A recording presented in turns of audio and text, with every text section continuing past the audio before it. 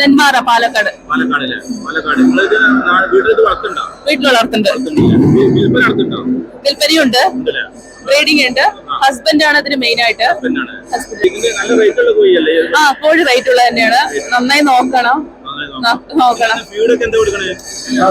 അത് കമ്പ്, പിന്നെ നട്ട്സ് നന്നായി നോക്കണം. അതായത് കുഞ്ഞുങ്ങളെ ട്രീറ്റ് ചെയ്യണ പോലെ ട്രീറ്റ് ചെയ്യണം. കാരണം ചെറിയൊരു ജലദോഷം ഒരു 15 സ്റ്റാർട്ട് ചെയ്യും.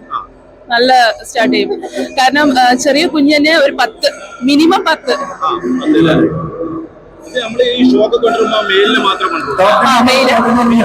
ഫീമെയിൽ ഇത്തവണ ഉണ്ട്. ഇത്തവണ ഷോയില് ഫീമെയിൽ പാർട്ടിസിപ്പന്റ് ഉണ്ട്.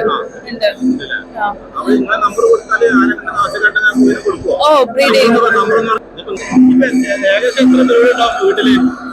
വീട്ടില് നമ്മള് ഇതുണ്ട്. ഓരോ ലൈനേജ് ആണ്. ലൈനേജ് നോക്കിയിട്ട് നമ്മൾ എടുക്കുക. അതായത് കോവിൽപ്പട്ടി, കറുപ്പായി, പിന്നെ ട്രിവാൻഡ്രത്തില് ഇപ്പോ ദിപിൻ രാജ് പറഞ്ഞിട്ടുണ്ട്. അപ്പൊ കേരളത്തില് അദ്ദേഹത്തിന്റെയാണ്. പിന്നെ തമിഴ്നാടാണ് മെയിൻ ആയിട്ട് ഇതിന്റെ. അപ്പൊ